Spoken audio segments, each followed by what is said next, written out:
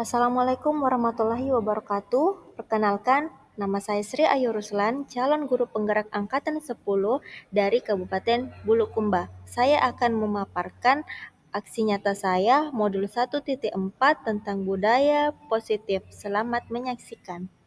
Ya, baik. Assalamualaikum warahmatullahi wabarakatuh.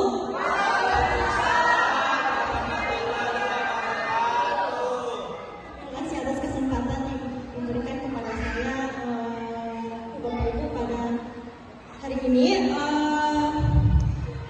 Saya akan membawakan satu materi tentang diseminasi budaya positif di SLB Negeri 1 Bulukumba. Ini merupakan tugas dari aksi nyata saya modul 1.4 sebagai calon guru penggerak angkatan 10.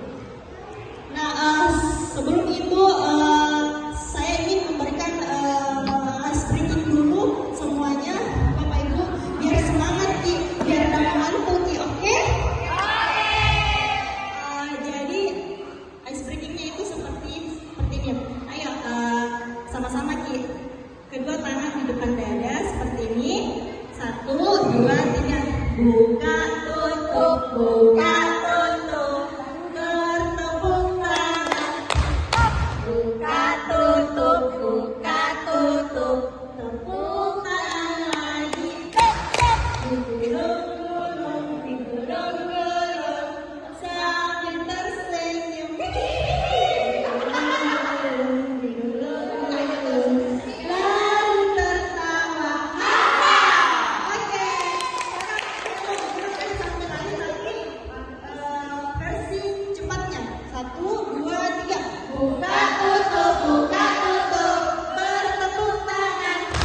Buka, tutup, buka, tutup, tepuk tangan lagi. Digulung-gulung, digulung-gulung, sambil tersenyum. Digulung-gulung, digulung-gulung, lalu tertawa. Ha-ha! Terima kasih Bapak Ibu. Di sini saya akan membawakan tentang budaya positif, yaitu nilai-nilai atau suatu pembiasaan yang berpihak kepada murid yang di dalamnya mengandung sejumlah kegiatan yang mampu menumbuhkan karakter murid. Nah, adapun materi kita pada hari ini ya.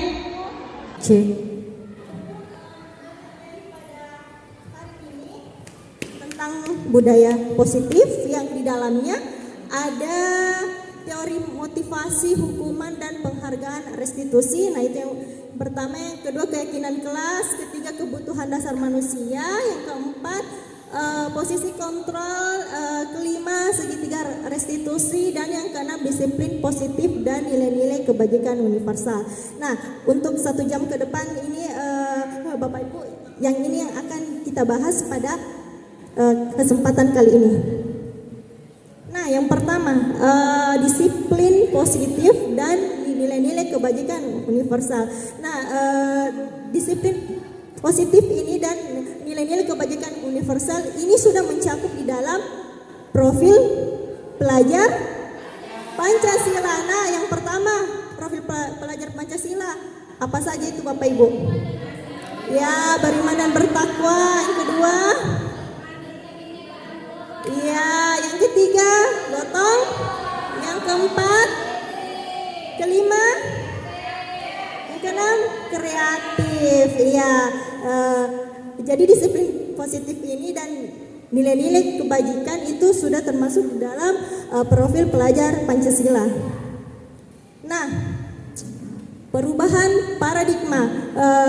Di sini saya punya games yang seperti ini. Cobalah kita melakukan kegiatan seperti ini. Anda adalah A, contohnya sebelah sini adalah A, sebelah sini adalah B. Nah, tugas Anda adalah mengepalkan salah satu tangan Anda. Contohnya kita mengepalkan tangan yang sebelah kanan. Ya, kemudian bayangkan Anda menyimpan sesuatu yang sangat berharga di tangan Anda, dan Anda harus menjaganya sekuat tenaga. Nah, sekarang tugasnya B di sini adalah mencoba segala cara untuk membuka tangan si A ini. Bagaimana caranya si B ini untuk membuka tangannya si A? Apakah boleh dirayu-rayu, boleh dipaksa-paksa, boleh digelitik-gelitik juga, tidak apa-apa. Yang penting bagaimana caranya agar ini si B ini, agar si A ini mau membuka tangannya. Oke, lanjut. Nah, apakah Anda membuka kepalan tangan Anda? Apa alasannya? Jadi contohnya, seumpamanya saya memaksa Iksan untuk membuka kepalan tangannya. Terus Iksan kupaksa dulu untuk membuka kepalan tangannya. Anggap si Iksan ini adalah kepalan, bukan kepalan ya. Ya, bisa saja saya merayu dia atau menggelitik. Pokoknya gelitik nih supaya cepat-cepat buka tangannya. Nah, yang kedua, apakah Anda menutup kepalan tangan Anda? Apa alasannya? Oh, karena ini rahasia. Nah, dalam kegiatan ini sesungguhnya siapa yang memegang kendali? Siapa sebenarnya yang memegang kendali? Oh, si A, ya, Pak Iksan. Nah, kendali atau kontrol untuk membuka atau menutup kepalan tangan. Jadi semuanya itu kendali atau kontrol itu untuk membuka ataupun menutup tangan itu semuanya harus dari kemauan diri sendiri, tidak boleh dari kemauan orang lain. Oke, lanjut Bu. Nah, siapakah sesungguhnya yang memegang kontrol? Nah, si Pak Iksan ini, ya, si Pak Iksan ini yang tentunya akan memegang kontrol atas kepalan tangannya. Iya, seperti itu. Oke, Ibu lanjut.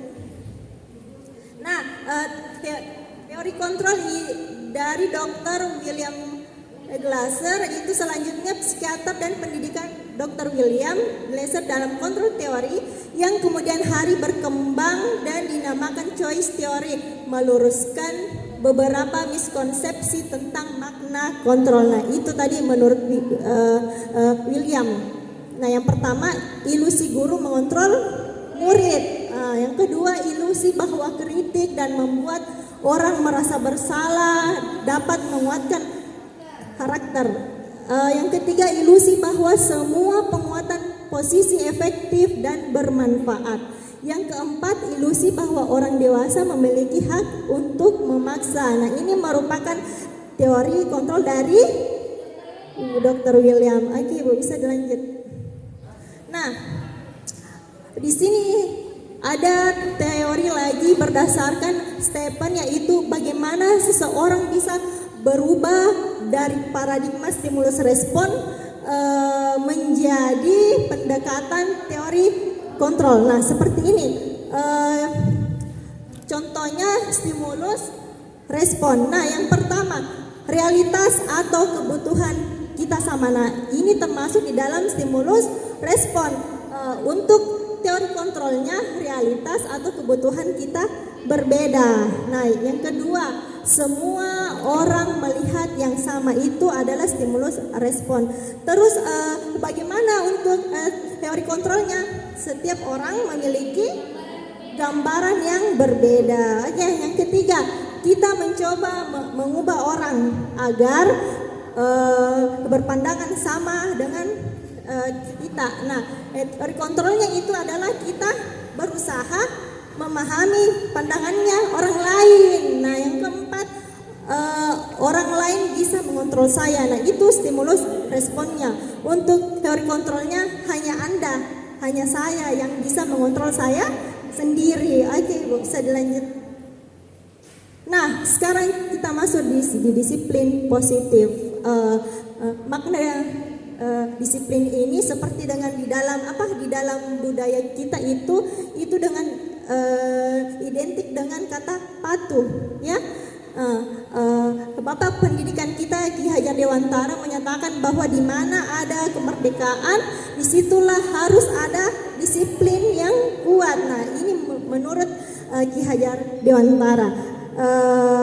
Disiplin yang dimaksud di sini adalah disiplin diri, di mana disiplin diri itu harus tumbuh di dalam diri kita sendiri. Disiplin diri itu biasanya memunculkan motivasi di dalam diri seseorang. Nah, itu termasuk di dalam motivasi apa? Internal, ya, termasuk dalam posisi internal. Nah, jika kita tidak memiliki motivasi internal, maka kita memerlukan pihak orang lain untuk mendisiplinkan kita untuk motivasi eksternal. Contohnya ini, terlambat Kak, saya cepat-cepat gak ke sekolah deh, jam 6:30 pokoknya ada mbak di sekolah karena takut Kak dimarahi sama kepala sekolah. Itu adalah disiplin dari eksternal. Nah, kemudian kalau saya bilang pokoknya ini nggak mau terlambat, 6:30 saya sudah harus datang mulai dari hari Senin seperti itu sampai hari Jumat. Nah, itu termasuk internal yang muncul di dalam diri kita sendiri. Yeah. Jadi seperti itu tentang disiplin, makna disiplin. Oke, Bu, lanjut. Nah, seseorang memiliki disiplin diri berarti mereka bisa bertanggung jawab terhadap apa yang dilakukannya, berdasarkan tindakan mereka pada nilai-nilai kebajikan. Nah, untuk disiplin positif itu makna disiplin itu termasuk di dalam nilai-nilai kebajikan. Sebagai pendidik, tujuan kita adalah menciptakan anak-anak yang memiliki disiplin diri sehingga mereka bisa berperilaku dengan mengacu pada nilai-nilai kebajikan universal yang dia miliki. Nah, memiliki motivasi intrinsik, di mana kita seorang guru betul-betul kita seharusnya menumbuhkan motivasi intrinsik di dalam peserta didik kita. Jangan menumbuhkan motivasi eksternal. Jangan karena mereka mau ke sekolah karena takut sama kita, ya, ada seperti itu ya Bapak Ibu. Baik Bu, kita lanjut. Selanjutnya nilai-nilai kebajikan universal. Nah, nilai-nilai kebajikan universal adalah nilai-nilai kebajikan yang disepakati bersama. Nilai-nilai ini merupakan payung besar dari sikap dan perilaku kita, atau nilai-nilai ini yang merupakan fondasi kita berperilaku. Nah, sekarang Ibu tepuk 1, tepuk 2, tepuk 3. Oke, fokus ya, lanjut. Nah, nilai-nilai kebajikan universal adalah sifat-sifat positif manusia yang merupakan mulia yang ingin dicapai setiap individu. Nilai-nilai tersebut bersifat universal dan lintas bahasa, suku bangsa, agama maupun latar belakang. Nah, sesuai dengan teori William Glasser, yaitu dengan mengaitkan nilai-nilai kebajikan yang diyakini seorang akan termotivasi dan menggerakkan motivasi di dalam dirinya untuk dapat mencapai tujuan yang diinginkan. Oke Bu, bisa dilanjut. Nah, ya, di sini ada nilai-nilai kebajikan universal, ada 2. Yang pertama, Pak Iksan mungkin bisa dibaca yang pertama.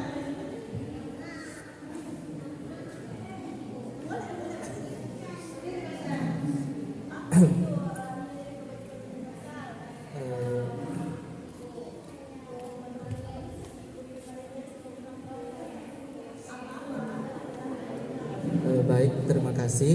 Jadi yang pertama itu ada IBO Primary Years Program atau PYP. Di dalamnya itu ada toleransi, rasa hormat, integritas, mandiri, menghargai, antusias, empati, keingintahuan, kreativitas, kerjasama, percaya diri, dan komitmen. Terima kasih Pak Iksan. Nah, yang ingin saya pertanyakan apa dari nilai-nilai kebajikan yang ada di sini Bapak Iksan sudah menerapkannya di dalam kelas? Alhamdulillah. Oke. Ya, selanjutnya nilai-nilai kebajikan universal yang seperti apa lagi? Mungkin ada yang bisa di sebelah sini? Oh ya, Ibu Nuraida, silakan. Sebelumnya terima kasih atas kesempatan yang telah diberikan. Jadi yang kedua itu the 7 essential virtues atau building moral intelligence. Ada empati, suara hati, kontrol diri, rasa hormat, kebaikan, toleransi, dan keadilan. Terima kasih. Ya, terima kasih Bu Naida. Ibu Nuraida, ya. Jadi empati, suara hati, kontrol diri, rasa hormat, kebaikan, toleransi, dan juga keadilan itu yang kita terapkan. Sebaiknya kita harus menerapkan itu di dalam kelas kita. Oke, Ibu, bisa dilanjut. Nah, sekarang kita lanjut ke materi yang kedua tentang teori motivasi, hukuman, penghargaan, dan restitusi. Nah, untuk kesempatan ini kan ada 6 materi. Nah, ini sudah materi kedua. Oke, baik Ibu. Motivasi perilaku manusia. Nah, kita sebagai seorang guru itu saat Anda hadir mengajar di kelas tepat waktu, motivasi apakah yang mendasari tindakan Anda? Apakah eksternal atau internal? Oke, Ibu Indah, untuk motivasi perilaku manusia sebagai seorang guru, di mana kita ini harus datang mengajar tepat waktu di dalam ruangan, apakah itu termasuk motivasi yang mendasari tindakan kita itu apa? Motivasi internal atau eksternal? Kalau Ibu Indah ke kelasnya internal ya. Kalau motivasi internal apa? Ya, kalau motivasi internal itu apa Ibu? Dari diri sendiri, toh? Iya. Oh iya, betul sekali Bu Indah. Jadi motivasi itu seharusnya lahir di dalam diri kita sendiri, bukan karena kemauan orang lain. Oke, saya lanjut. Nah, untuk motivasi perilaku manusia di dalamnya itu yang pertama untuk menghindari ketidaknyamanan atau hukuman.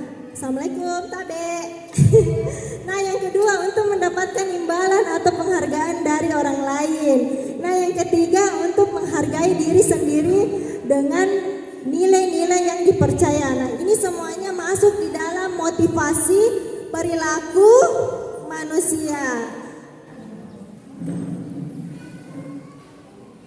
Nah, teori motivasi perilaku manusia itu ada 3. Sebenarnya ada 2 ya, internal dan eksternal. Nah, yang pertama untuk menghindari ketidaknyamanan atau hukuman, apa yang akan terjadi apabila saya tidak melakukannya, itu termasuk di dalam motivasi eksternal. Nah, yang kedua untuk mendapatkan imbalan dari orang lain atau institusi, apa yang akan saya dapatkan apabila melakukannya, itu termasuk dari motivasi eksternal. Ya, karena dia mengharapkan imbalannya dari orang lain. Nah, yang ketiga Pak Iksan, untuk menghargai diri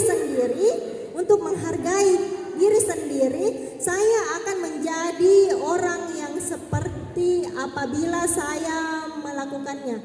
Itu termasuk di dalam ini, untuk menghargai diri sendiri termasuk dalam motivasi internal atau eksternal?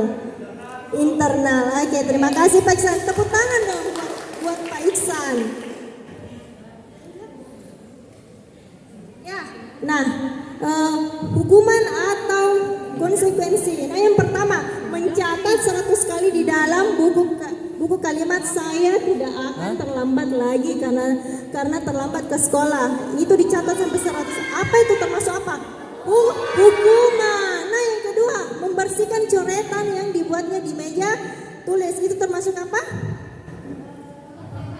Konsekuensi. Yang ketiga, murid minta untuk push up 15 kali karena tidak menggunakan masker ke sekolah. Apa itu? Termasuk hukuman. Yang keempat, berdiri di depan kelas sambil mengangkat kaki satu karena tidak bisa menjawab pertanyaan. Itu termasuk? Oke ya, sebentar kita lihat ya. Sebentar kita lihat. Sebentar kita lihat apa ya jawaban Bapak Ibu, benar atau salah. Selanjutnya, terlambat hadir di pembelajaran dari 15 menit dan diminta untuk tinggal 15 menit sesudah kelas usai untuk membahas ketinggalan pembelajaran. Termasuk apa itu? Konsekuensi. Baik, nah sekarang kita lihat yang mana tadi yang salah. Oke? Sudah benar semua? Oke, tepuk tangan untuk kita semua.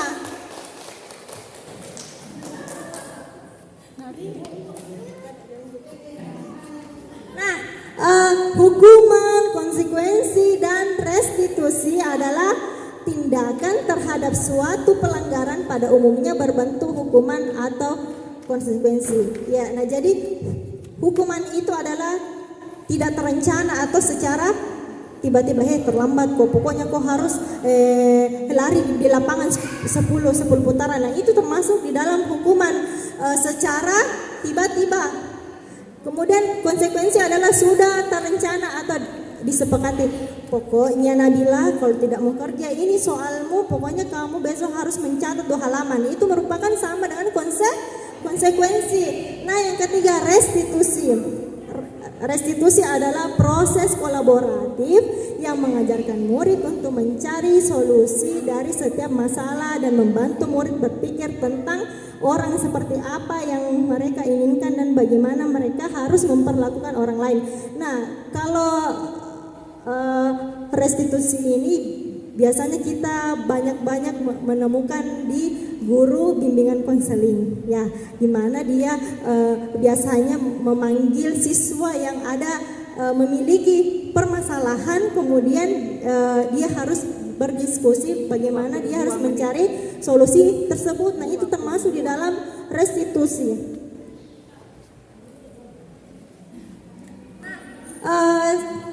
Ciri-ciri restitusi yang pertama bukan untuk menebus kesalahan namun untuk belajar dari kesalahan.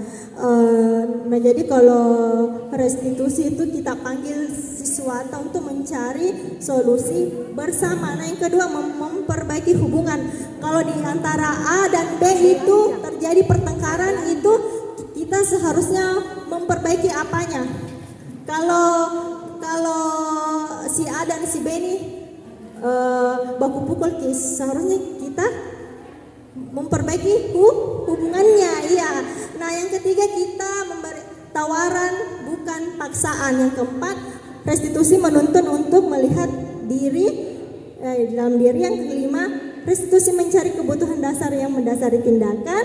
Yang keenam, restitusi diri adalah cara yang paling baik. Yang ketujuh, restitusi fokus pada karakter bukan tindakan. Nah, kalau seumpamanya ini seorang guru memanggil siswa yang bermasalah, itu kita sebagai seorang guru itu tidak boleh kau emang salah. Nah, tidak boleh seperti itu ya. Pokoknya kita harus mencari fokus karakter dari peserta didik tersebut. Nah, yang kedelapan, restitusi fokus pada solusi. Kita carikan solusinya ini untuk permasalahan tersebut. 9, restitusi mengembalikan murid yang berbuat salah pada kelompoknya. Oke, Bu, bisa dilanjut. Nah, di sini ada kolom identitas gagal dan identitas sukses. Kalau identitas gagal itu hukuman, kalau identitas sukses itu adalah disiplin, konsekuensi, restitusi. Nah, kalau hukuman yang pertama, sesuatu yang menyakitkan harus terjadi, konsekuensinya sesuatu yang harus terjadi. Nah, kemudian restitusi merupakan pilihan, maksudnya kayak dicarikan solusinya apa, seperti itu. Nah yang kedua, tidak nyaman untuk murid atau anak untuk jangka waktu yang panjang, konsekuensinya tidak nyaman untuk murid atau anak untuk jangka waktu yang pendek, itu merupakan konsekuensi. Dan restitusinya menguatkan untuk murid atau anak dalam jangka waktu yang panjang. Nah, dihukum oleh penghargaan. Saat kita berulang kali menjanjikan hadiah kepada peserta didik kita untuk anak-anak agar berperilaku bertanggung jawab, atau kepada seseorang siswa agar mempelajari sesuatu yang baru, kepada seorang karyawan agar melakukan pekerjaan yang berkualitas, sehingga kita berasumsi mereka tidak dapat melakukannya atau mereka tidak akan memilih untuk melakukannya. Nah, ini menurut Al-Fiqh ya, tentang dihukum oleh penghargaan. Nah, ini ada penghargaan sama dengan hukuman. Sebenarnya itu tidak terlalu bagus gitu. Ternyata selalu anak-anak dikasih penghargaan, itu semacam hukuman sebenarnya. Nah, yang pertama pengaruh jangka pendek dan jangka panjang. Yang kedua, penghargaan tidak efektif. Yang ketiga, penghargaan merusak hubungan. Nah, contohnya seumpamanya saya ajar Ki Nabila, selalu kukasih umpamanya penghargaan. Nah, seumpamanya ini contoh, sedangkan setelah Nabila pindah kelas ke Ibu Rini itu, ternyata Ibu Rini ini tidak pernah dia kasih hadiah. Sebenarnya itu kurang bagus karena akan merusak hubungan antara Nabila dan Ibu Rini. Nah, selanjutnya penghargaan mengurangi ketepatan.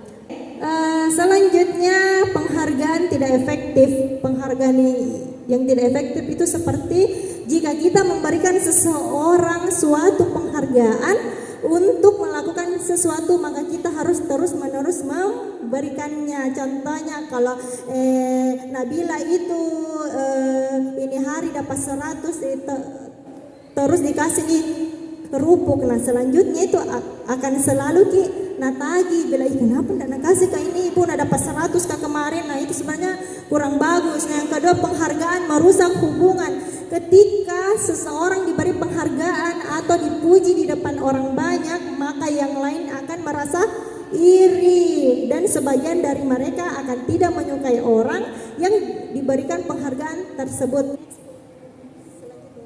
Ya, yang ketiga, penghargaan menurunkan kualitas hasil kerja menurun. Nah, kalau peserta didik kita ini selalu diberikan hadiah-hadiah. Nah, jadi pada saat tidak diberikan lagi hadiah, tidak semangat lagi, percuma aja ini dapat 100 karena tidak dikasih juga lagi penghargaan. Iya, itu tadi termasuk menurunkan kualitas. Nah, selanjutnya penghargaan mengurangi ketepatan. Hasil anak-anak yang mendapatkan permen jawabannya banyak yang tidak tepat dibandingkan anak-anak yang hanya diberitahu jawaban yang benar. Nah, yang kelima, penghargaan menghukum. Penghargaan menghukum mereka yang tidak mendapatkan penghargaan, misalnya dalam sistem ranking. Mereka yang mendapatkan ranking kedua akan merasa paling dihukum. Ya, jadi seperti itu ya Bapak Ibu. Nah, sekarang kita masuk di keyakinan kelas. Nah, keyakinan kelas mengapa keyakinan kelas, mengapa tidak peraturan kelas saja. Nah, pembentukan keyakinan sekolah atau kelas, yang pertama, keyakinan kelas itu bersifat lebih abstrak daripada peraturan yang lebih rinci atau konkret. Nah, yang kedua, keyakinan kelas berupa pernyataan-pernyataan universal. Pernyataan keyakinan kelas senantiasa dibuat dalam bentuk positif. Yang keempat, keyakinan kelas hendaknya tidak terlalu banyak sehingga mudah kita ingat dan dipahami oleh peserta didik. Yang kelima, keyakinan kelas sebaiknya sebaiknya sesuatu yang dapat diterapkan di lingkungan tersebut. Nah, semua warga kelas hendaknya ikut berkontribusi dalam pembuatan keyakinan kelas. Nah, seperti yang kita ketahui bahwa setiap sekolah punya peraturan, tetapi di dalam kelas kita harus membuat keyakinan kelas tersebut, di mana peserta didik agar menaati keyakinan kelas tersebut. Nah, yang selanjutnya bersedia meninjau kembali keyakinan kelas dari waktu ke waktu.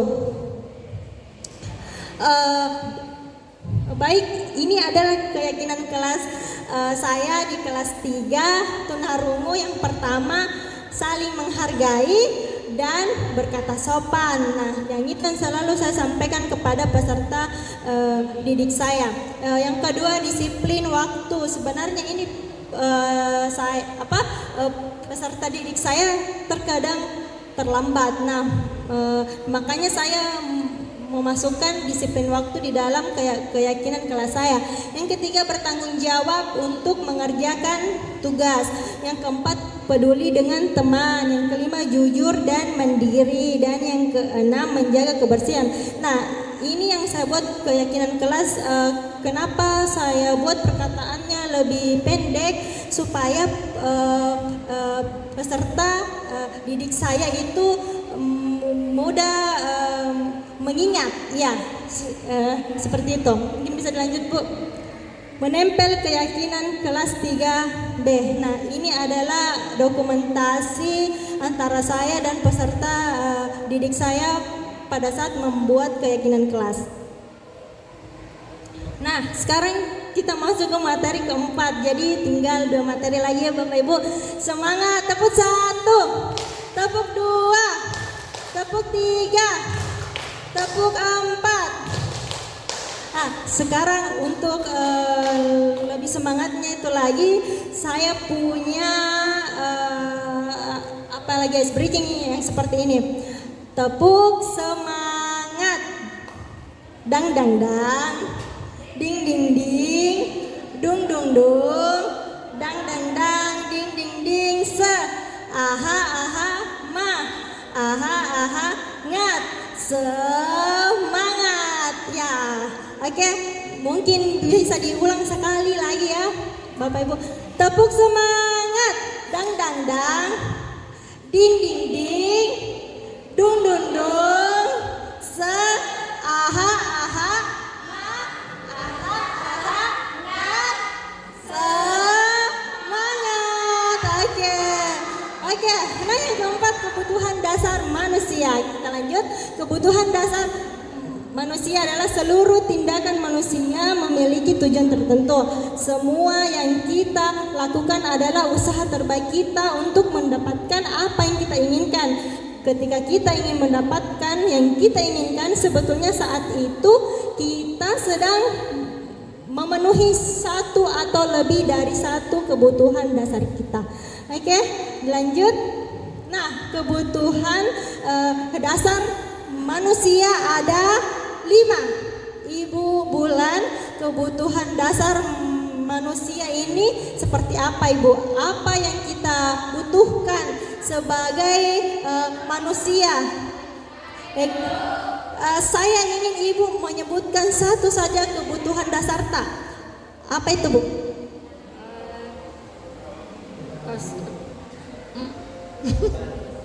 Bertahan hidup. Ya, jadi Ibu Bulan tadi telah menyebutkan kebutuhan dasar yang pertama yaitu bertahan hidup. Nah, yang kedua, selain bertahan hidup, kebutuhan kita sebagai manusia apalagi? Mungkin Pak Rudi bisa menjawab. Ingin dicintai dan mencintai, yaitu kasih sayang dan rasa diterima. Itu maksud saya, kasih sayang dan rasa diterima. Betul sekali Pak Rudi.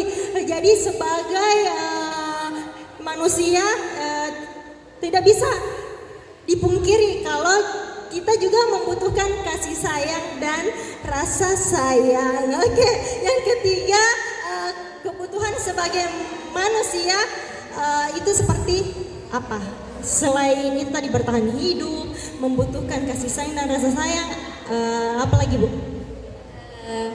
Kebutuhan dasar manusia yang ketiga yaitu kebebasan, di mana saya membutuhkan kebebasan untuk mengekspresikan diri saya. Sekali, tepuk tangan dulu Ibu untuk Ibu Nuraida. Nah, yang pertama itu tadi kebutuhan dasar manusia ada bertahan hidup, membutuhkan rasa kasih dan sayang. Dan yang ketiga membutuhkan kebebasan. Nah, yang keempat kita butuh kesenangan. Yang kelima juga kita butuh penguasaan. Oke Bu, mungkin bisa dilanjut. Nah, yang kelima posisi kontrol. Sekarang kita sudah memasuki ke materi yang kelima yaitu posisi kontrol. Yang kelima yaitu posisi kontrol. Nah, ini menurut Dian Gosen pada tahun 1998 mengemukakan bahwa guru perlu meninjau kembali penerapan disiplin di dalam ruang-ruang kelas mereka selama ini. Apakah telah efektif, apakah berpusat atau memerdekakan dan juga memandirikan murid, bagaimana dan mengapa melalui serangkaian riset dalam berdasarkan pada teori kontrol Dr. William Glasser. Berkesimpulan ada 5 posisi kontrol di dalam seorang guru yang harus diterapkan, yaitu orang tua ataupun atasan dalam melakukan kontrol. Kelima posisi tersebut adalah penghukum. Nah, itu tadi ada 5 posisi kontrolnya kita sebagai seorang guru. Yang pertama itu ada penghukum, yang kedua ada pembuat rasa bersalah, yang ketiga teman, keempat pemantau dan manajer. Nah, itu semua merupakan posisi kontrolnya kita sebagai seorang guru. Oke Bu, lanjut. Nah, yang pertama, guru penghukum. Seorang penghukum bisa menggunakan hukuman fisik ataupun verbal. Orang-orang yang menjalankan posisi penghukum senantiasa mengatakan bahwa sekolah memerlukan sistem atau alat yang dapat lebih menekan murid-murid lebih dalam lagi. Guru-guru yang menerapkan posisi penghukum akan berkata, patuhi aturan saya, atau awas jangan ada terlambat, seperti itu, kamu selalu saja salah. Nah, itu semua merupakan kata-kata sebagai guru penghukum. Jadi guru seperti ini harus senantiasa percaya hanya ada satu cara agar pembelajaran bisa berhasil, yaitu dengan cara dia ini guru penghukum. Semoga di sini tidak ada yang seperti itu ya. Ya Bapak Ibu. Oke, lanjut. Nah, yang kedua,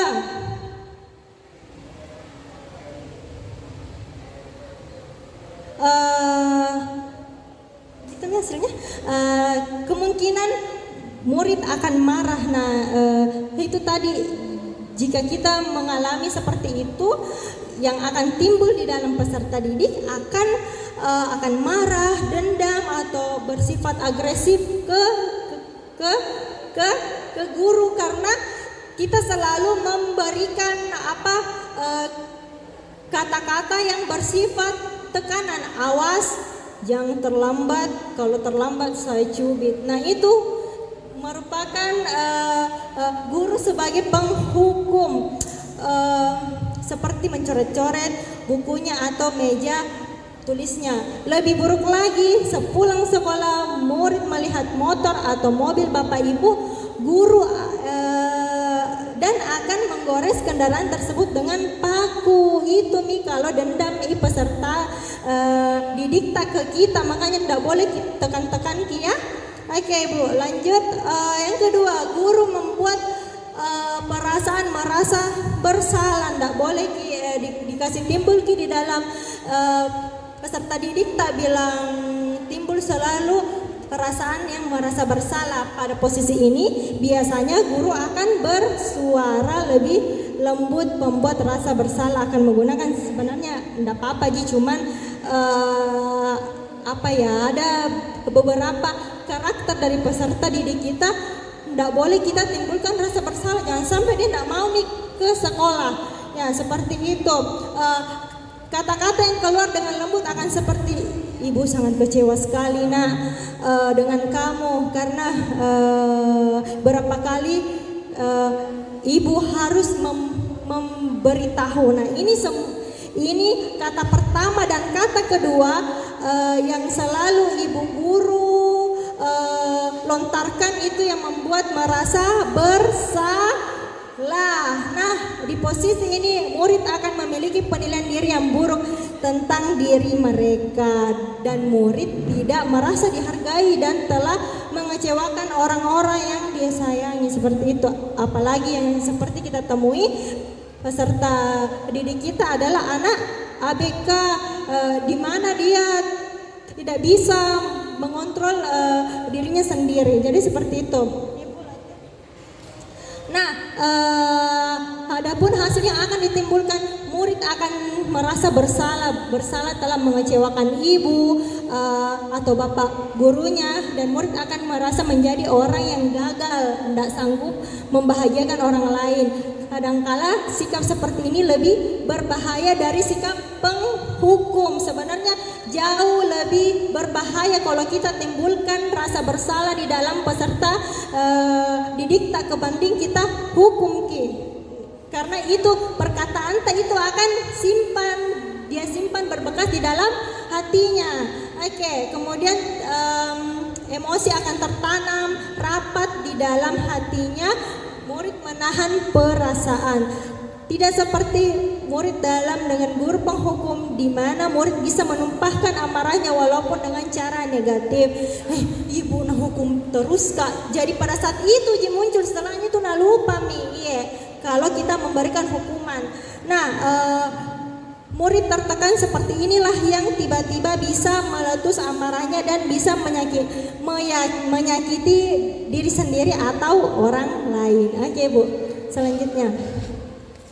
Oke, sebelum itu saya mau bertanya kepada Kak Rudi, untuk yang seperti tadi saya jelaskan bahwa kita sebagai seorang guru itu kita seharusnya yang mana sih yang lebih mendingan, apakah kita menanamkan perasaan yang merasa bersalah atau kita sebagai guru harus menghukumnya, yang mana yang lebih dominan atau yang mana yang lebih baik, seperti itu.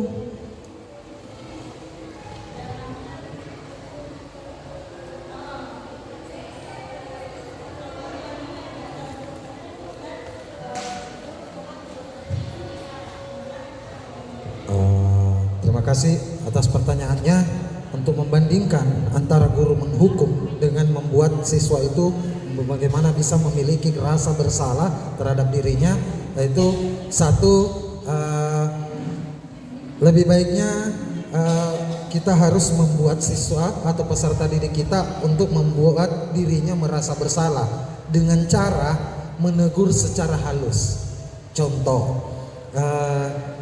walaupun kita sudah tahu bahwa jawabannya salah, tetapi kita sampaikan kepada dia bahwa jawabannya sudah betul, namun ada jawaban yang lebih baik daripada yang tadi. Contoh lagi selanjutnya, tindakan Tanak sudah betul, tetapi lebih bagus lagi kalau seperti ini. Itu membuat anak lebih merasa bersalah dan bisa memperbaiki dan tidak merasa terintimidasi perasaan dan psikis dari psikolog dari anak. Terima kasih.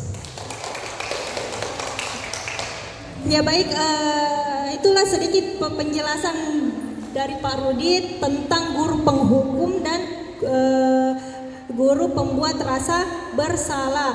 Nah, seperti yang dilontarkan kepada Pak Rudi bahwa kalau dia lebih bagaimana membuat rasa bersalah kepada peserta didik secara halus. Nah, sebenarnya Saya juga sepakat dengan Pak Rudi, tapi emang seperti di lingkungan kita di dunia SLB itu beberapa peserta didik kita kadang kurang paham apa yang kita maksud. Jadi seperti itu.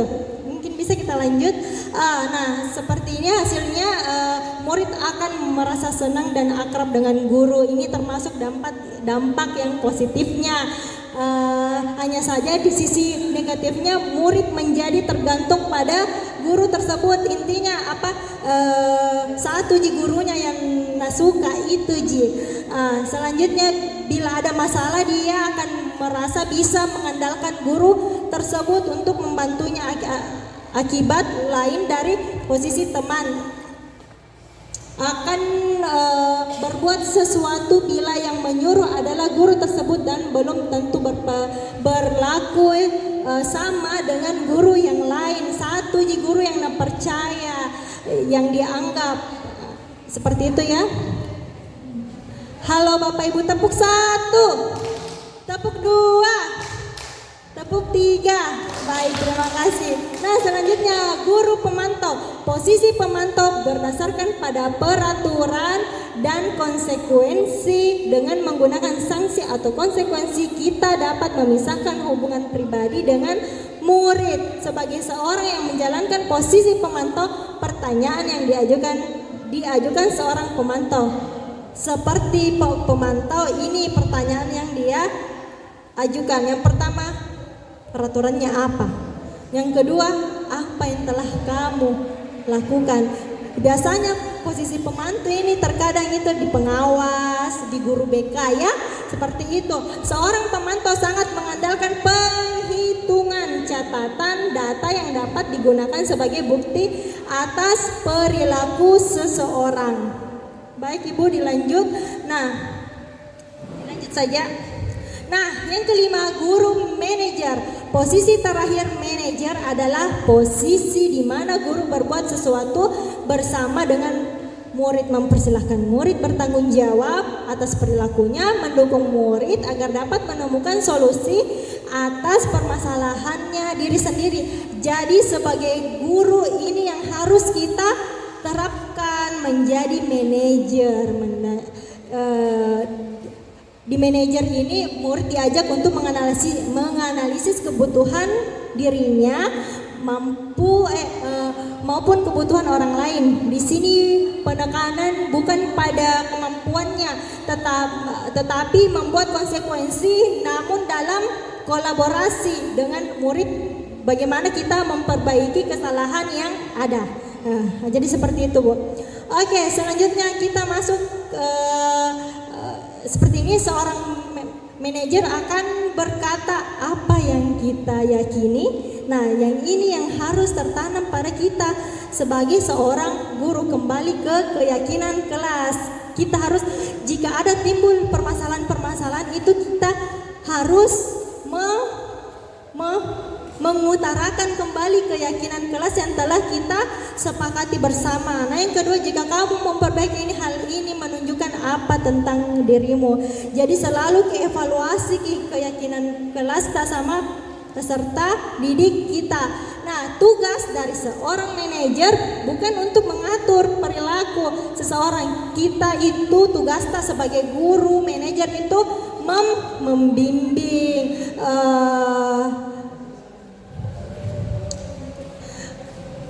membimbing murid untuk dapat mengatur dirinya. Seorang manajer bukannya memisahkan murid dari kelompoknya, namun mengembalikan murid tersebut ke kelompoknya dengan lebih kuat dan lebih baik, merdeka, seperti itu.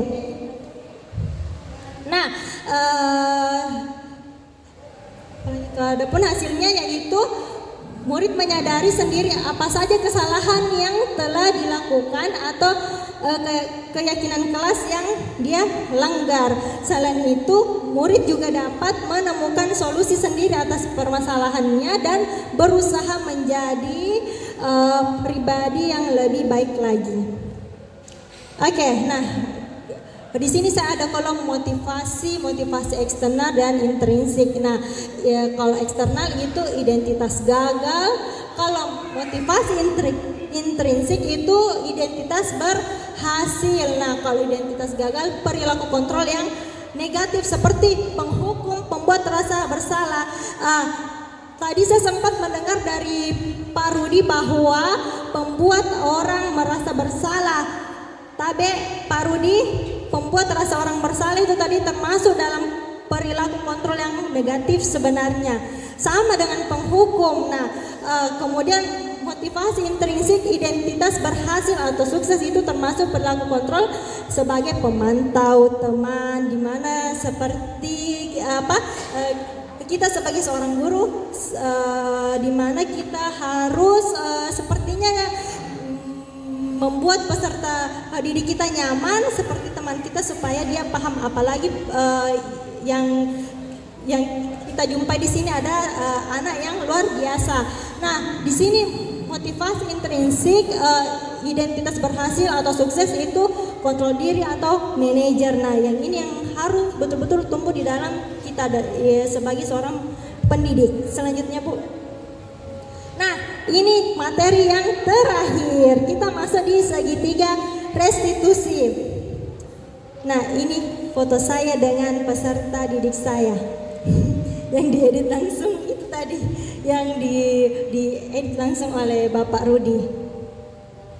Oke, Bu, lanjut. Segitiga restitusi. Apa itu restitusi? Ada yang tahu apa itu restitusi? Ada yang tahu? Oke.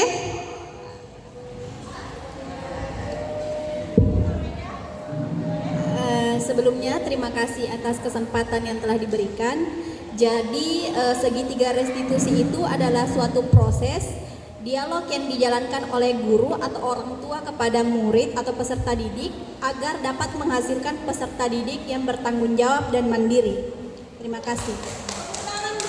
Untuk Ibu Nuraida. Nah, jadi restitusi itu adalah proses menciptakan kondisi di mana kita untuk memperbaiki kesalahan mereka sehingga mereka bisa kembali pada kelompok mereka dengan karakter yang lebih baik. Nah, sekarang saya tanya, apa itu segitiga restitusi? Kan tadi ada 3, tapi sebelum itu saya ingin menjelaskan dulu segitiga restitusi adalah suatu proses dialog yang dijalankan guru untuk untuk menghasilkan murid yang mandiri dan bertanggung jawab. Nah, oke, Bu, lanjut. Adapun ada 3 dari segitiga restitusi tersebut. Nah, ini adalah ciri-ciri restitusi. Yang pertama, restitusi bukan untuk menebus kesalahan, namun untuk belajar dari kesalahan.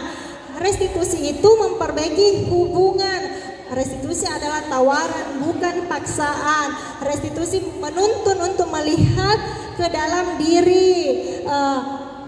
Restitusi mencari kebutuhan dasar yang mendasari tindakan. Nah, ini semuanya merupakan ciri-ciri dari restitusi. Lanjut, Bu. Nah, yang ini tadi bagaimana tahapan penerapan segitiga restitusi. Nah, yang pertama itu jika kita mendapatkan peserta didik, kita mendapatkan suatu permasalahan, kita seharusnya menerapkan ini segitiga restitusi. Yang pertama, menstabilkan identitas. Contohnya ditanya, kenapa Kina ada yang bisa Ibu bantu, kenapa Kina validasi tindakan yang salah. Nah, si anak ini menjawab, Ibu itu nah contek pekerjaan kundaku suka, jadi kudorong mejanya. Nah, menanyakan keyakinan disampaikan kini lagi kepada peserta didik yang tindakan kamu itu seperti mendorong itu, apakah termasuk dalam keyakinan kelas kita? Kan tentu tidak, ya. Seperti itu ya, Bapak Ibu. Jadi ini yang akan kita terapkan di kelas ketika kita mendapatkan permasalahan. Ya, baik, lanjut. Selanjutnya, bagaimana tahapan penerapan segitiga restitusi? Nah, ini tadi saya sudah menjelaskan. Yang pertama, kita menstabilkan identitas. Yang kedua, validasi tindakan yang salah. Yang ketiga, menanyakan keyakinan, contohnya menstabilkan identitas berdasarkan prinsip membuat kesalahan adalah bagian dari proses pembelajaran. Itu disampaikan itu kepada peserta didik, menggeser identitas yang gagal menjadi identitas yang sukses. Yang kedua, validasi tindakan salah, disampaikan kepada peserta didik bahwa tindakan yang kamu lakukan itu adalah tindakan yang salah. Nah, tidak boleh seperti itu. Nah, menanyakan keyakinan setelah dia berbuat seperti itu, kita harus menanyakan yang kamu perbuat apakah sesuai dengan keyakinan kelas kita. Oke, jadi seperti itu ya. Lanjut Bu. Nah, kasus pertama, Rara tidak terima pekerjaannya selalu dicontek oleh temannya. Ia marah dan tidak dapat menahan emosinya. Ini kasus pertama, contoh dari penerapan segitiga restitusi. Oke, lanjut Bu. Nah, adapun kesimpulan pada hari ini, Tabe mohon perhatian tak dulu sebentar. Adapun kesimpulan pada hari ini tentang budaya positif di sekolah itu sangat penting kita terapkan, mengembangkan anak-anak yang memiliki karakter yang kuat sesuai dengan profil pelajar Pancasila untuk mewujudkan hal yang diharapkan semua warga sekolah agar memiliki, meyakini dan menerapkan visi atau nilai-nilai kebajikan yang disepakati. Dan jika suatu saat Anda berada dalam kondisi di mana peserta didik berperilaku tidak pantas atau melanggar keyakinan kelas, maka perlu dijalankan pendekatan disiplin positif yang dinamakan restitusi. Nah, sebelum saya menutup materi saya pada hari ini, saya ingin bertanya ke teman-teman semuanya tentang refleksi pembelajaran kita pada hari ini. Saya ingin bertanya apa-apa saja yang kita pelajari pada hari ini. Mungkin Ibu Haslinda bisa menjawab.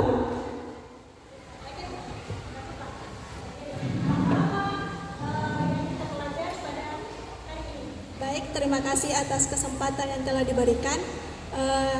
Pelajaran yang paling saya sukai hari ini yaitu pelajaran pada poin ke-6, yaitu segitiga restitusi, di mana hari ini saya mempelajari bahwa ketika anak membuat suatu masalah, kita dapat menerapkan segitiga restitusi tersebut. Terima kasih.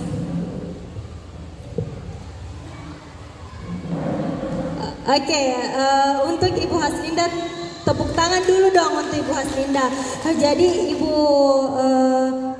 Haslinda tadi sudah menyampaikan refleksinya, yaitu dia sangat senang menerima pembelajaran yang bagian ke-6 tadi, yaitu restitusi. Baik, Bapak Ibu, sekian dari saya. Lebih dan kurangnya mohon dimaafkan. Wabillahi taufiq hidayah. Wassalamualaikum warahmatullahi wabarakatuh. Salam guru penggerak, tergerak, bergerak dan menggerakkan.